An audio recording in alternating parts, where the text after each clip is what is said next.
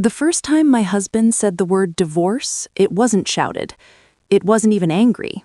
It was calm, practiced, like something he'd already rehearsed in the mirror before he ever brought it to me. We were in the kitchen, Tuesday night, the dishwasher humming, the smell of roasted garlic still hanging in the air. Ordinary life everywhere. And then he said, "I think we need to start discussing separation." I remember laughing, not because it was funny, because it didn't make sense. Separation from what? I asked. Laundry? Groceries? You hate both already. He didn't smile. That was the moment the floor shifted. He leaned against the counter, arms crossed, like he was negotiating a contract, not ending a marriage.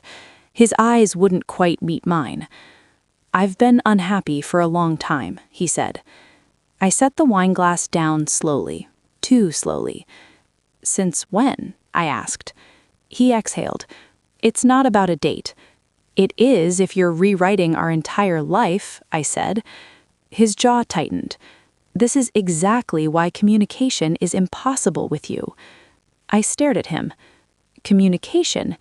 We'd been married 12 years, built a house, buried a pregnancy, survived layoffs and illnesses, and one brutal year where we almost lost everything. But now communication was the problem? "Okay," I said quietly, "so communicate. Tell me what actually happened." He looked at me then, fully, and there was something new in his expression. Distance. "I've changed," he said. I felt something cold slide down my spine. People change, they don't erase their spouse. This marriage doesn't work for me anymore. Not us, me. I let that sit between us. "You're serious," I said. "Yes." The dishwasher clicked off behind us. The sudden silence was deafening. "Is there someone else?" I asked. Too fast, too smooth. "No." That answer had edges. I watched him the way you watch a stranger who knows your house layout. "You already decided everything, didn't you?" I said. "I've been thinking about this for months." Months? While we slept in the same bed, ate at the same table, planned vacations? Months. "So what exactly is your plan?" I asked. He straightened slightly, like this was the part he'd been waiting for. "I want an amicable divorce," he said. "Clean, efficient, no drawn-out conflict." Efficient? Like canceling a subscription? "And what does efficient mean to you?" I asked. "We divide assets fairly, sell the house, split accounts, move forward." I blinked. "You're very confident about what's yours," I said. He frowned. "I'm not trying to take anything from you." "That's not what I asked." His tone cooled. "I'm trying to be reasonable." "Reasonable would have been talking to me before deciding our marriage expired," I said. He looked away again. "I knew you'd react like this." "Like what? Confused that my husband just handed me legal terms over dinner?" He rubbed his temple. "This is exactly why I avoided confrontation." Avoided? The word stuck. "You didn't avoid it, you delayed it until you had leverage." His eyes snapped back. "That's unfair." "Is it? Because you sound very prepared for someone who just realized he's unhappy." Silence. Then he said it. "I've already spoken to a lawyer." There it was, the real reveal. My heart didn't break. It hardened. "What?" I asked. "I wanted to understand options," he said quickly. "That's normal." "Before telling your wife you wanted out?" I asked. I needed clarity. I nodded slowly. Clarity, not honesty. "So you've mapped this already? Timeline, assets, strategy?" "Don't make it sound adversarial." "You made it adversarial the second you went behind my back to legal counsel." His patience thinned. "I'm trying to do this respectfully." Respect would have included me. He exhaled hard. "I can't keep living like this." Like what? Walking on eggshells, feeling judged. I almost laughed again. You've been planning my replacement while telling me I'm judgmental? I didn't say replacement. You didn't have to. His mouth opened, closed, and that was confirmation enough. The room felt smaller, different, like I was seeing the architecture of my life stripped down to studs. Okay, I said finally. He blinked. Okay? Yes, I said. You want a divorce. Yes. You've already retained counsel. Yes. You want efficient. Yes. I held his gaze. Then you must speak to my lawyer. He froze. Actually froze. It lasted maybe 2 seconds, but I saw it, the calculation glitching. Your lawyer? He said. Yes. His brows pulled together. Why would you need a lawyer? There it was, the assumption, that I would cry, plead, negotiate emotionally, accept whatever structure he'd drafted. I picked up my wine again and took a slow sip. Because my husband just informed me he secretly consulted legal strategy to dissolve our marriage, I said calmly. That makes this a legal matter. His expression shifted from surprise to irritation. We don't need to escalate this. You escalated it the moment you involved attorneys, I said. I only sought advice. So will I. He shook his head. This is exactly what I wanted to avoid. Lawyers turn everything hostile. No, I said softly. Secrets do. He stared at me like he was seeing someone new. Good, because I was. Who is this lawyer? He asked. I set the glass down again. Someone who understands marital assets, business entanglement, long-term equity structures. His eyes narrowed slightly. What business entanglement? I held his gaze, and for the first time since he said divorce, I felt steady. Exactly, I said. A flicker of unease crossed his face. You're being cryptic, he said. No, I'm being precise. He crossed his arms again, defensive now. Everything we own is joint, he said. Is it? I asked. The question landed. Hard. His posture changed, not dramatically, but subtly, like someone realizing a conversation isn't the way they expected. What are you implying? He said. I'm not implying anything. I'm stating that from this point forward, all communication regarding separation goes through counsel. His tone cooled. You're overreacting. Am I? Or are you underestimating me? That hit. His jaw set. I never underestimated you. I met his eyes without blinking. You just did. Silence stretched across the kitchen, the same kitchen where we'd planned a nursery once, painted cabinets together, danced to music while cooking. Now it felt like a conference room. Okay, I said quietly. No, he replied. You made it different than you expected. He studied me, searching for cracks, tears, panic. There weren't any. Finally, he said, Fine, if that's what you want. It is. Then have your lawyer contact mine. I already have. And that was the moment everything changed, because the confidence drained from his face in a way I'd never seen before. You already? He said. Yes. His eyes searched mine. When? He asked. I held his gaze. Before tonight. And the silence that followed wasn't marital anymore. It was strategic. He looked at me like he'd just realized the game board wasn't what he thought. What exactly is coming? He asked slowly. I picked up my glass again, calm as still water. You wanted efficient, I said. Then I met his eyes. You're about to get it. And he had absolutely no idea what that meant. He kept staring at me like he was waiting for the punchline, like I'd break first, smile, say I was bluffing, tell him I'd only said lawyer to scare him. I didn't. I finished my wine instead. The clink of the glass on the counter sounded louder than it should have. Final. He cleared his throat. You'd talked to a lawyer before I even said anything tonight? I wiped a drop of wine from the rim with my thumb. Slow, deliberate. Yes. His eyes sharpened. Why? Because I saw you leaving months ago. Because I found the receipts. Because I heard the late-night calls you took in the garage. Because the way you looked at me changed before you admitted it. But I didn't say any of that.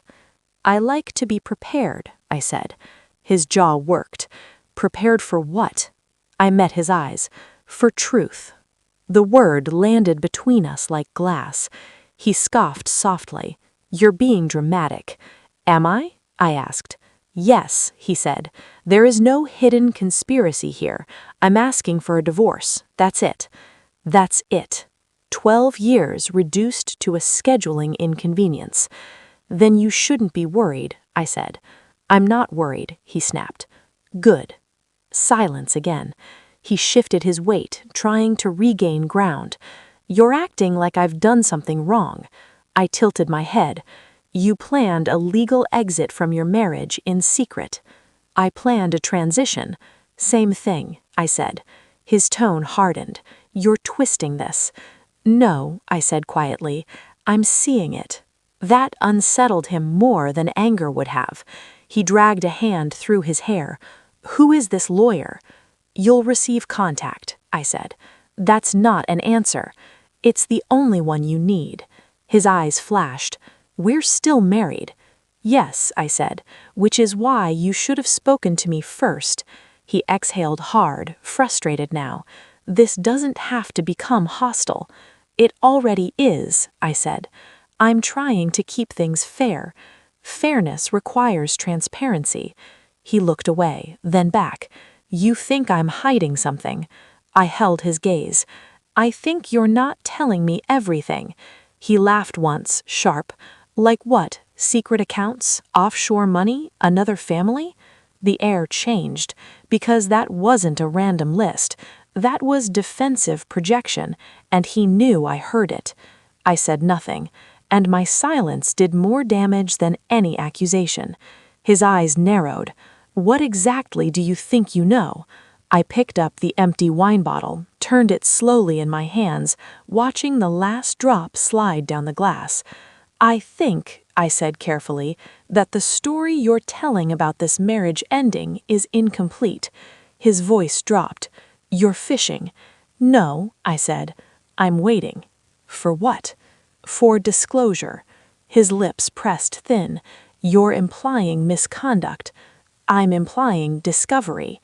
He stared at me, really stared now, searching for the angle he'd missed.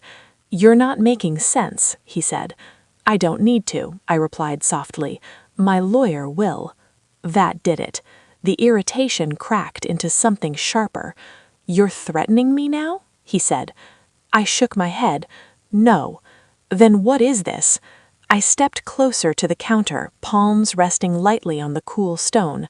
This, I said, is me not being blindsided. He opened his mouth, closed it, reset.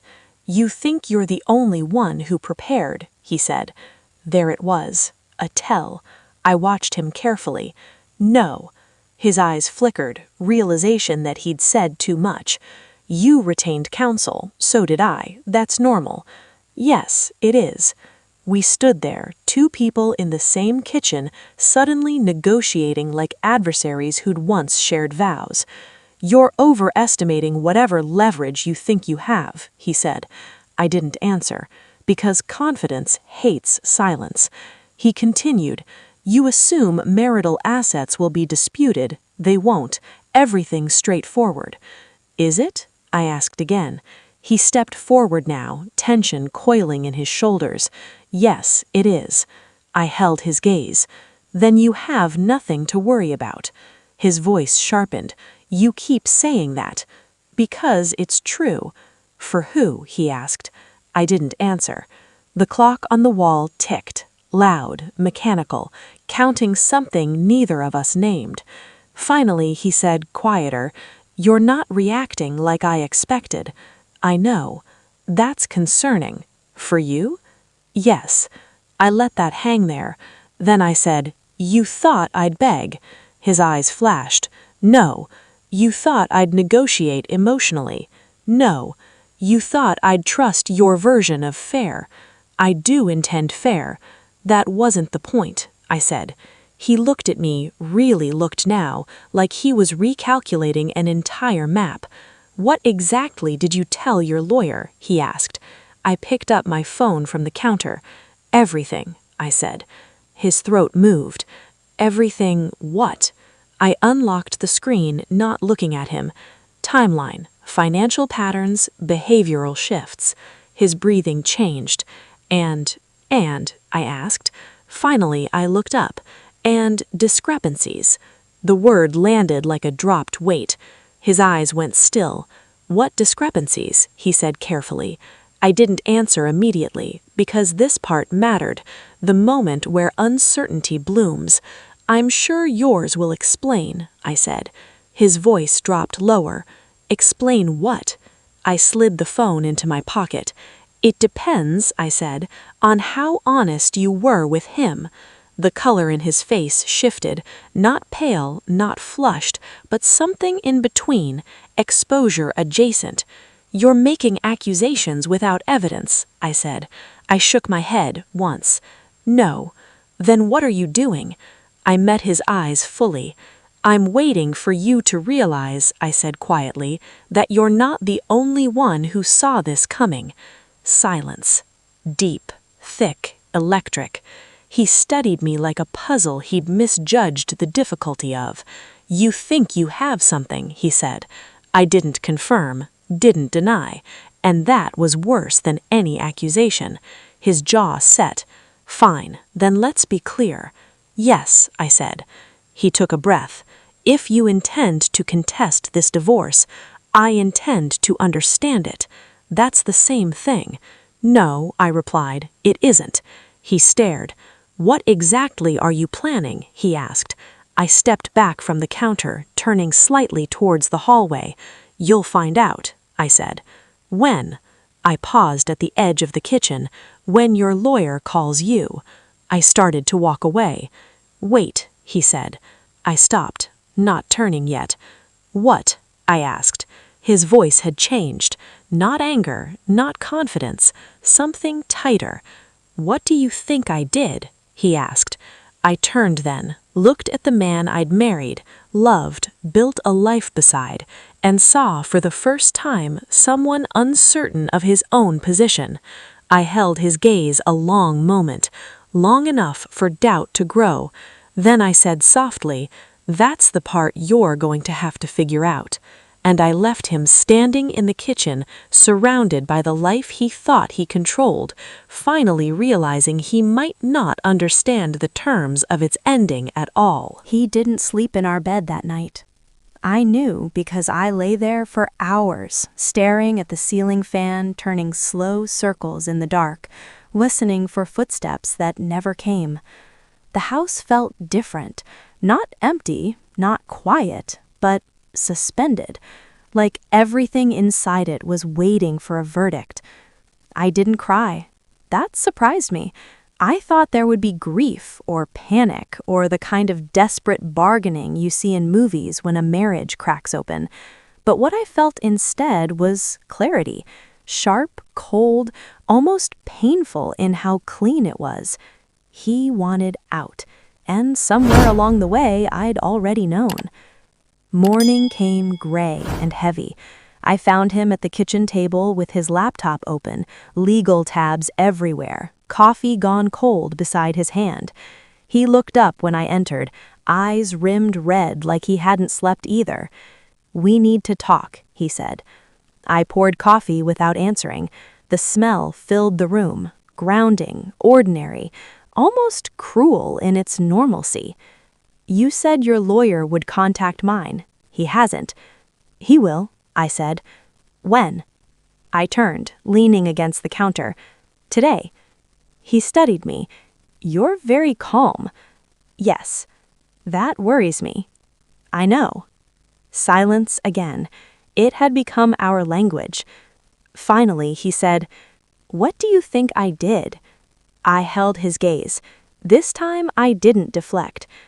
I think, I said slowly, that you planned a clean exit from a shared life without telling the person who built it with you. "That's not illegal," he said. "No," I agreed. "It's worse." His jaw tightened. "You're rewriting history." "No," I said quietly. "I'm seeing it without you." That landed. He looked down at his hands. For the first time since he'd said the word divorce, he looked small. Not physically, but structurally, like something inside him had shifted out of place. "I didn't think you'd fight," he said. "I'm not fighting," I replied. "Then what is this?" "Closure," I said. He let out a breath that almost shook. "You're acting like I betrayed you." "I didn't raise my voice. I didn't need to." "You left the marriage before you ended it. You just forgot to tell me." His eyes closed briefly. Pain flickered there, real this time, not defensive. "I didn't know how," he said. And that, more than anything, broke something open, because for years I'd made excuses for that exact sentence. He didn't know how to talk. He didn't know how to admit. He didn't know how to stay. And I'd translated that into patience. But standing there now, I understood something else. He hadn't known how because he hadn't tried. "Do you love her?" I asked quietly. His head snapped up. "What?" "Do you," I repeated, steady, "love her?" Shock, fear, calculation, then surrender flickered across his face in slow succession. "There is no her," he said. I held his eyes. He looked away first. That was answer enough. The room went very still. "So that's what this was," I said. Not accusation, recognition. He rubbed his forehead. "It's not what you think." "It never is," I said softly. He looked at me then, truly looked, and something in his expression cracked. "I didn't mean to hurt you," he said. "I know," I replied. That startled him. "You do?" "Yes," I said. "You just meant to leave." His mouth opened, closed. He had no defense for that. We stood there inside 12 years of shared life, photos on the wall, dishes in the sink, the couch where we'd watched entire seasons of shows together, and it all felt like a set after filming ends, familiar but no longer inhabited. "My lawyer will call today," I said. "We'll divide everything cleanly." He swallowed. "You're not contesting anything?" "No." "Why?" I took a breath. "Because love doesn't survive negotiation, because dignity matters more than property, because staying where you're not chosen is the real loss." But I didn't say those. "I don't want anything that isn't freely mine," I said. His eyes filled then, sudden, unguarded. "You were." The words hung there. Past tense. I nodded. "I know." Silence. "I thought you'd beg," he whispered. "I know." "And you're not." "No." That was the moment it truly ended.